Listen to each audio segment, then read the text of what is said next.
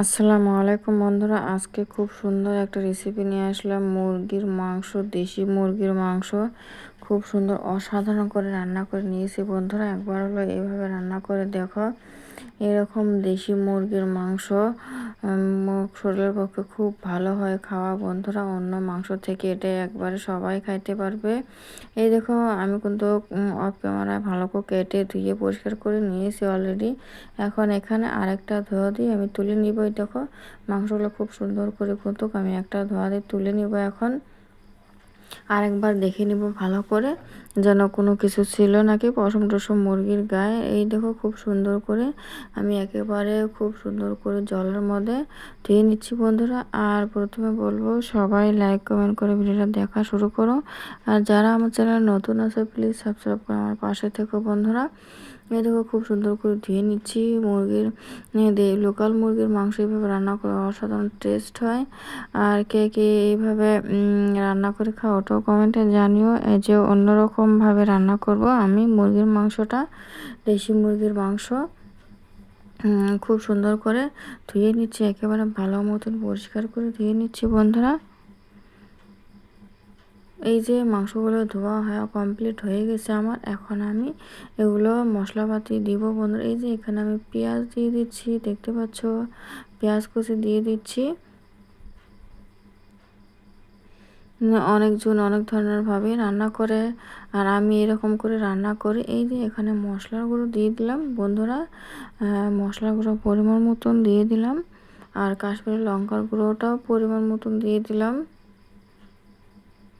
কাশ্মীরি লঙ্কার গুঁড়ো, হলুদ গুঁড়োটাও পরিমাণ মতন দিয়ে দিলাম। কাশ্মীরি লঙ্কার গুঁড়ো বন্ধুরা, ওটা কোনো ঝাল নয়, এটা একটু কালারের জন্য ভালো হয়। এই যে লবণ দিয়ে দিলাম।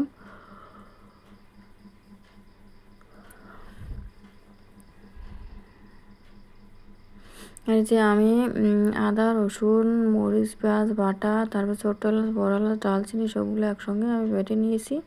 এখন ওগুলো এই যে ঢেলে দিলাম বন্ধুরা, তোমরা দেখতে পাচ্ছ, ওগুলো ঢেলে দিলাম। এখন খুব সুন্দরভাবে সবগুলো একসঙ্গে ভালো করে ম্যারিনেট করব আমি। মাংসগুলো সব মশলাপাতি দিয়ে ভালো করে ম্যারিনেট করে নিব।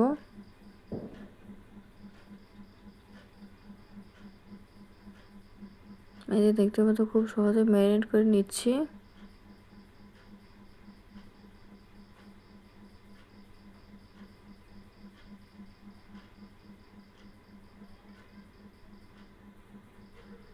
এই দেখো বন্ধুরা, ম্যারিনেট করে রেখেছিলাম, কত সুন্দরভাবে ম্যারিনেট করলাম আমি। এইভাবে ম্যারিনেট করে মাংস রান্না করলে তো টেস্ট অসাধারণ টেস্ট হয়, কি বলবো। এই যে কড়া চুলে দিয়েছি বন্ধুরা, কড়াটা খুব সুন্দর গরম হয়ে গেছে। এখন আমি কড়ার মধ্যে সরিষার তেল ঢেলে দিলাম। তেলটা পরিমাণ মতন দিয়ে দিয়েছি। কড়ার মধ্যে খুব সুন্দর করে সরিষার তেল দিয়ে এখন আমি এখানে পেঁয়াজ কুচি দিয়ে দিলাম। এই তোমরা দেখতে পাচ্ছ, পেঁয়াজ কুচি দিয়ে এখন ভালো করে পেঁয়াজগুলো নেড়ে ছেড়ে নিব তেলের মধ্যে কিছুক্ষণ। এই যে ভালো করে পেঁয়াজগুলো একটু নেড়ে ছেড়ে নিচ্ছি বন্ধুরা। সবার কাছে বলি, সবাই ভিডিওটা ফুল ওয়াচ করো, কেউ স্কিপ করো না। স্কিপ করে দেখলে তাহলে জানবে কিভাবে আমার রান্না কীরকম হল। জানি না বন্ধুরা কিভাবে রান্না করো।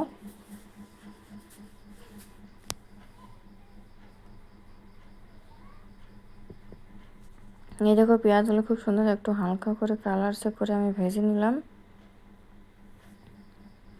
এইভাবে রান্না করে নিলেও টেস্টটা অনেকটাই হয়, খাইতেও মজা লাগে বন্ধুরা।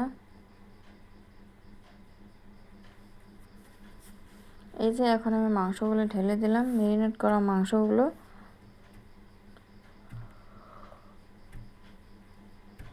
এইভাবে ঢেলে খুব সুন্দর করে এখন নেড়ে চেড়ে নিব মাংসগুলো। ভালো মতন তেলের মধ্যে খুব সুন্দর করে নেড়ে চেড়ে নিব বন্ধুরা। সবাই একটু ভিডিওটা ফুল ওয়াচ করে দেখো, কেউ স্কিপ করে দেখো না। আর লাইক কমেন্ট করো, কীরকম হল রেসিপিটা ওটা লাইক করো বন্ধুরা। এই যে খুব সুন্দর করে আমি নেড়ে চেড়ে নিচ্ছি, দেখতে পাচ্ছ, ভালো মতন করে নেড়ে চেড়ে নিতে হবে। একেবারে সহজভাবে করে দেখিয়ে দিলাম তোমাদেরকে রান্নাগুলো।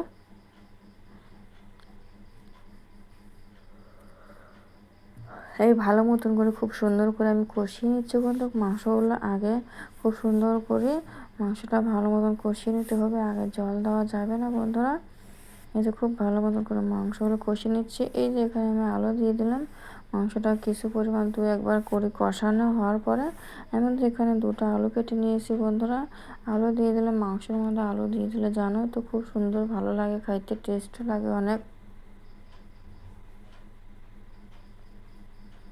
যে আলু দিয়ে দিয়েছি দেখতে পাচ্ছ, দিয়ে খুব সুন্দর করে ফির নেড়ে চেড়ে নিবে নিচ্ছে আবারও, যেন তলায় না লাগে ওই জন্য ভালো করে নেড়ে চেড়ে নিচ্ছি বন্ধুরা। আমার এক হাতে ক্যামেরা, তার জন্য আমি ভালো করে নেড়ে চেড়ে তোমাদেরকে দেখাতে একটু আমার ভালো হচ্ছে না। এই যে দেখতে পাচ্ছ আমি ভালো করে নেড়ে চেড়ে নিব, মাংসগুলো যেন তলায় না লাগে থাকে বন্ধুরা। এখন আমি জল দিয়ে দিলাম। আমি কিন্তু খুব সুন্দরভাবে ভালো করে অনেক কয়েকবার কষিয়ে নিয়েছি মাংসগুলো। এই যে এখন আমি জল দিয়ে দিলাম।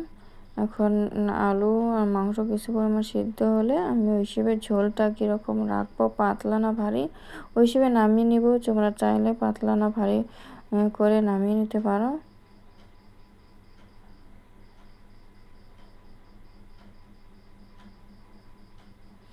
এই দেখো এখানে আমি একটু জিরার গুঁড়ো দিয়ে দিলাম, 1/2 চামচ পরিমাণ। রান্নার শেষের দিকে জিরার গুঁড়ো দিলে তরকারিটা অনেক ভালো হয়, সেন্টটা ভালো এসে খাইতেও অনেক টেস্ট লাগে বন্ধুরা। জিরার গুঁড়ো দিয়ে দিলাম।